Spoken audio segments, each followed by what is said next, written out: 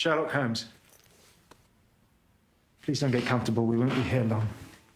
Ini adalah serial TV Elementary, series yang terinspirasi dari novel karya Sir Arthur Conan Doyle, yaitu Sherlock Holmes, yang dibuat secara modern. Sherlock Holmes yang baru keluar dari rehabilitasi karena memakai obat-obatan. Ayahnya mengirimkan seseorang bernama Joan Watson yang akan mendampinginya sekaligus mengawasi Holmes selepas dari rehab selama 6 minggu ke depan. Pertemuan pertama Watson dengan Holmes, Watson masih belum mengetahui apa pekerjaan dari Sherlock Holmes. Sambil diajak menuju ke suatu tempat, Holmes menunjukkan deduksi mengenai Watson yang dulu seorang ahli bedah hanya melihat dari kedua tangannya. Ayah yang berselingkuh saat melihat Watson mematikan telepon dari orang tuanya. Holmes memberitahunya kalau dia dulu adalah konsultan detektif.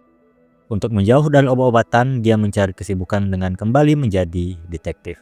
I work as a consultant here in New York. Tempat yang dituju adalah sebuah TKP, disambut Kepala Kepolisian NYPD, Gregson. Amy dilaporkan oleh suaminya, Matlow, bahwa Amy telah menghilang. Berbagai alat bukti yang ada menunjukkan Amy diculik. Tapi alat bukti pecahnya gelas menurut Holmes menunjukkan orang itu adalah orang yang dikenal Amy karena gelas yang pecah berjumlah 2. Di ruang tamu, Holmes melihat ruangan itu tidak simetris dan menunjuk ada benda yang hilang. Matlow mengatakan harusnya di sana ada kotak cincin peninggalan neneknya. TKP selanjutnya ke kamar tidur. Kembali Holmes melihat ruangan kamar itu agak miring. Berkemungkinan ada ruangan tersembunyi di kamar tersebut. Dan benar, terbukalah sebuah ruangan tersembunyi dan ternyata di dalamnya Amy sudah tidak bernyawa.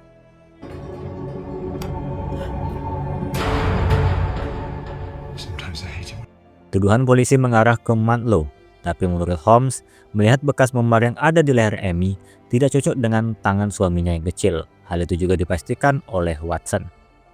Holmes meminta daftar-daftar pria tinggi bertangan besar kepada suami Amy yang dikenal baik darinya maupun istrinya.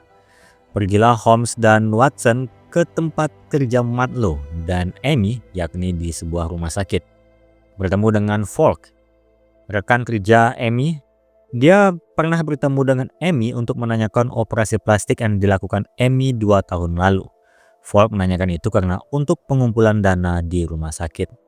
Kemudian Holmes menanyakan tentang tuntutan penguntitan yang dilakukan Falk 2 tahun lalu. Falk menjawab gadis yang diajaknya hanya bereaksi berlebihan. Pada malam di mana Amy tewas, Falk berada di rumah sendirian. Alibi itu kurang kuat, tapi setelah pulang dari sana, Holmes berpendapat Falk tidak memiliki keberanian untuk membunuh Amy. Esoknya di kantor polisi, Holmes mendapat petunjuk mengenai pelaku. Berdasarkan kotak cincin yang dicuri di rumah Amy, ada kasus yang sama terjadi 2 tahun lalu kepada korban bernama Eileen Renfrew. Memiliki ciri khas yang sama dengan Amy yang memiliki rambut berwarna merah, mengambil kotak perhiasan dan meninggalkan bukti yang sama. Bedanya dengan Amy, Eileen masih hidup. Bertemulah mereka dengan Eileen, mendapatkan nama yang menyerangnya bernama Peter Saldua. Holmes menelpon Gregson untuk memberitahu nama pelaku, tapi ternyata Gregson sudah berada di rumah Peter Saldua, di mana Peter sudah tidak bernyawa. Technically, yeah. He's all ours. Holmes dan Watson kemudian sudah sampai di TKP. Peter Saldua diperkirakan bunuh diri dengan pistol yang ada di tangannya. Di dalam rumah itu terdapat juga kotak cincin milik Amy serta foto-foto wanita termasuk Amy terpajang di dinding. Ada juga kotak obat bertuliskan Salnax, mesin cuci yang terbalik dengan bekas kaki dan telepon milik Saldua belum ditemukan saat ini. Polisi menutup kasus Amy, tapi tidak dengan Holmes. Dia masih melihat foto-foto Amy sebelum dan sesudah operasi plastik. Serta dia melihat catatan telepon Saldua yang terus melakukan komunikasi tapi tidak melakukannya 3 hari belakang.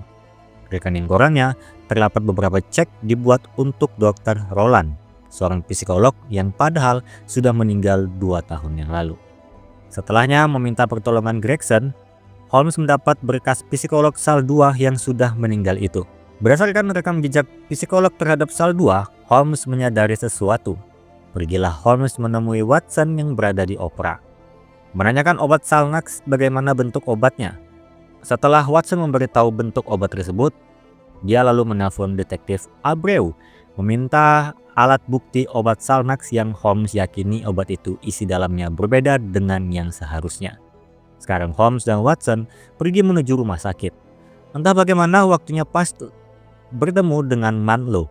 Holmes tanpa basa-basi langsung mengeluarkan deduksinya ke Mantlo bahwa Mantlo adalah terapis terakhir Peter Saldua 18 bulan yang lalu sebelum menyuruh Amy melakukan operasi plastik.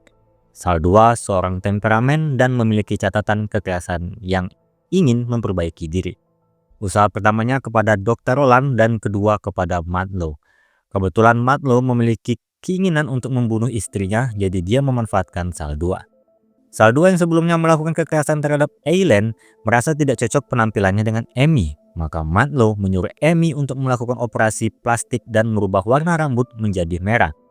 Hampir mirip dengan kriteria Eileen untuk meninggalkan kesan nantinya Amy sebagai korban dari pembunuh berantai. Mantlo menukar obat Salnax yang harusnya obat penenang menjadi obat yang berisi steroid sehingga memicu adrenalin hasrat membunuh Saldua. Meskipun obat itu nanti akan menjadi alat bukti, obat itu diambil dari sampel rumah sakit sehingga hampir tidak mungkin polisi bisa melacak obat steroid tersebut. Lalu, sebelum eksekusi dilakukan, Mantlo memberi kerja Saldua untuk sebagai tukang kirim bunga atas nama dirinya seminggu sekali. Hingga sampai Saldua terobsesi dengan Amy dan di saat bersamaan Amy yang lama-lama mengenal Saldua memberikannya izin masuk tanpa tahu dia akan dibunuh. Begitu detail deduksi Holmes, tapi dengan santai Mantlo menyampaikan dia menikahi Amy yang kaya raya. Satu-satunya syarat agar harta Amy berada di tangannya yakni Amy meninggal. Lalu dia pergi masuk ke dalam rumah sakit. Secara tidak langsung Mantlo mengakui perbuatannya, tapi Holmes tidak mempunyai bukti kuat membuktikan Mantlo bersalah. Holmes lepas kendali, menggunakan mobil milik Watson, dia menabrakkan mobil Watson ke mobil Mantlo sehingga dia harus ditahan.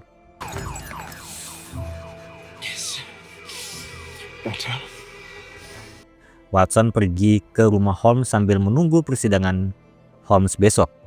Dia melihat beberapa berkas yang mungkin berguna untuk menangkap Mantlo. Esoknya, Holmes yang sudah bebas dari pengadilan akibat dia menabrakkan mobil, bertemu Watson. Watson memberikan berkas medis Saldua milik Dr. Roland. Saldua memiliki alergi terhadap nasi, sedangkan di foto rumah Saldua terdapat beras. Setelahnya, Mantlo ada di kantor polisi, tepatnya di ruangan Gregson, perihal mobilnya yang ditabrak Holmes. Jadi sebelumnya, Holmes tidak lepas kendali, melainkan Holmes menahan Mantlo sehingga dia bisa mendapat waktu untuk mencari bukti. Holmes dan Watson pun sudah tiba di sana. Melanjutkan bukti yang ada, kartu kredit Saldua yang terbaca membeli beras 3 hari sebelum kematiannya, bertepatan dengan catatan teleponnya yang tidak ada 3 hari sebelumnya juga. Pada awalnya, Holmes mengira Mantlo yang mengambil ponsel Saldua, tapi sebenarnya Mantlo tidak menemukannya. Karena ponsel Saldua tidak sengaja tercuci di mesin cuci. Karena efek steroid yang dia alami membuatnya membanting mesin cuci, dia tidak bisa mendengar rekaman sesi psikolognya untuk mengatasi emosinya saat itu. Lalu dia membeli beras untuk merendam ponselnya agar cepat kering. Dan benar, di dalam karung beras itu terdapat ponsel Saldua. Ponsel pun dihidupkan. Holmes memutar rekaman sesi psikolog pasca membunuh Amy, di mana Saldua menyebut nama psikolognya yaitu Dr. Mantlo. Please, Dr. Mantlo, you need to help me. You need to tell me how to stop myself. Bukti yang kuat untuk membuat Mantlo untuk tidak bisa mengelak. Kasus terpecahkan dan episode 1 pun berakhir. Kasus tadi sekaligus menjadi pembuka kerjasama antara Sherlock Holmes dan Joan Watson.